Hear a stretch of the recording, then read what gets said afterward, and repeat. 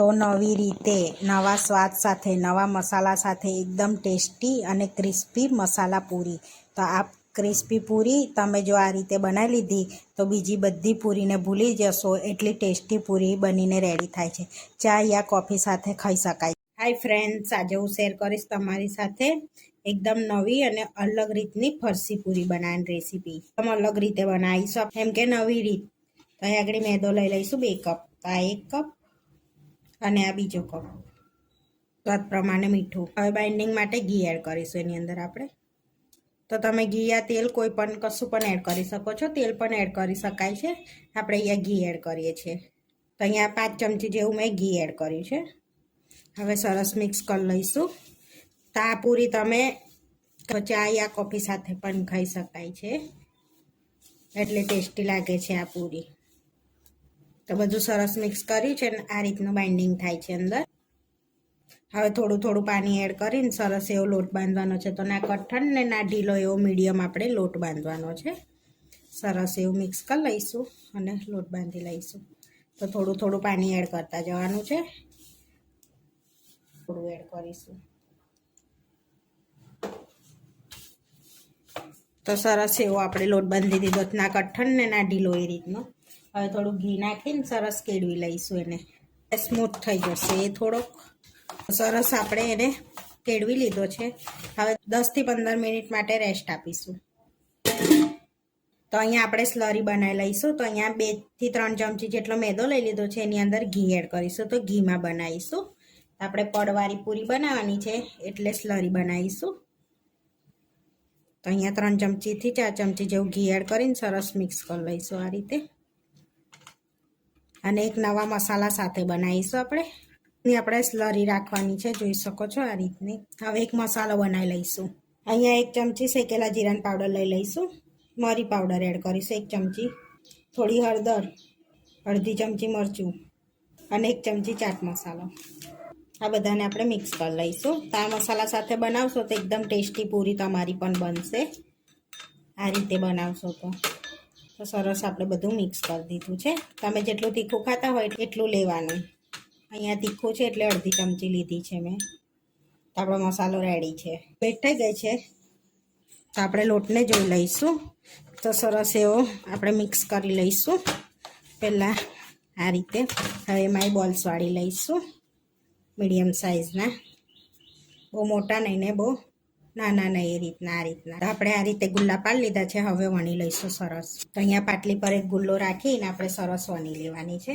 તો બહુ જાડી નહીં, બહુ પતલી નહીં. પતલી હશે તો ચાલશે પણ જાડી નહીં વણવાની. તો તમારે ચોટતો હોય લોટ તો અટામણમાં કોટ કરીને વણી શકાય છે. નહીં આપણે એવી રોટલી વણી લીધી છે, જોઈ શકો છો આ રીતની. હવે જે સ્લરીવાળું બેટર છે ને એ આપણે એની પર લગાડીશું. તો બધે સરસ એવું લગાડી દેવાનું છે આ રીતે. તો આપણે સ્લરીવાળું બેટર બધે લગાડ છે. જે મસાલો બનાવે છે ને એને આ રીતે સ્પ્રિંકલ કરી લઈશું ઉપર આપણે. અને થોડોક અજમો આ રીતે. હવે સરસ એને આમ ચોંટાડી લેવાનો છે મસાલો. હવે એને સરસ એવો રોલ વાળી લેવાનો છે આ રીતે. સરસ ગોલ ફોલ્ડ કરતા જઈશું અને રોલ વાળી લઈશું આ રીતે. તો થોડોક ટાઈટ રોલ વાળીશું આપણે, જેથી આ રીતે. તો આ રીતે રોલ વાળી લીધા છે. તો કટ લગાડીશું આપણે આ રીતના. તો બધા આ રીતના કટ લગાડી લીધા છે, જોઈ શકો છો સરસ એવી. હવે આપણે બીજા પણ આ રીતે લગાડીને પછી વણીશું. આગળ બધી આપણે રેડી કરી દીધી છે, જોઈ શકો છો રોલ વાળીને. હવે આપણે વણી લઈશું સરસ એવું. તો અહીંયા એક ગુલ્લો લઈને આ રીતે પ્રેસ કરીશું અને પછી આ રીતે વણી લેવાની છે. આ રીતની પોલા પોલા હાથે વણીશું આપણે. અને એક જ્યાં સુધી તેલ ગરમ થાય ત્યાં સુધી એક પ્લેટમાં રાખીશું. અહીંયા એક પ્લેટ લઈ લીધી છે, એની અંદર આ રીતે રાખીશું આપણે. આ રીતે આપણે બધી પૂરી રેડી કરી દીધી છે. હવે તળી લઈશું. તો અહીંયા તળવા માટે તેલ મૂકી દીધું છે. તો ચેક કરી લઈશું આપણે. તો સરસ એવું તેલ ગરમ થઈ ગયું છે.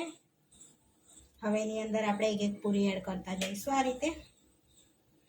તો સરસ એવા લેયર ખોલીને ખુલી જશે એમ, તરાઈશે સરસ એવી. તો જેટલી કઢાઈમાં આવે એટલી એડ કરી દેવાની છે આપણે. હવે આપણે પલટાવીશું તો સરસ એકદમ ધીમા તાપે એને તરા દેવાની છે. સરસ ક્રિસ્પી થઈ જશે એ પૂરી. આ રીતે જોઈ શકો છો એક લેયર ખુલી ગયા છે આપણે એ રીતના. તો સરસ એવી આપણે લેયરવાળી પૂરી તળાઈને રેડી થઈ ગઈ છે, જોઈ શકો છો. હવે તે કાઢી લઈશું. તો જોઈ શકો છો અવાજ પણ સરસ આવે છે.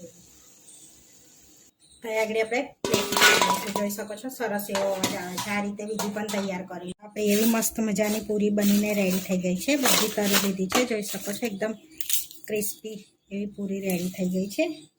તો આગળ આપણે પ્લેટમાં સર્વ કરી લઈશું. તો મસ્ત મજાની પૂરી રેડી થઈ ગઈ છે. તો ચા યા કોફી સાથે ખાઈ શકો છો, બાળકના લંચ બોક્સમાં આપી શકો છો. એવી ટેસ્ટી ક્રિસ્પી પૂરી રેડી થઈ ગઈ છે નવા સ્વાદ સાથે. આવા વિડીયો જોવા માટે મારી ચેનલને સબસ્ક્રાઈબ કરો, લાઈક કરો, શેર કરો અને તમે જરૂરથી ટ્રાય કરો. ફરી મળીશું નવા વિડીયોમાં. કોમેન્ટ કરીને જરૂરથી જણાવજો કે તમને આ મારી રેસીપી કેવી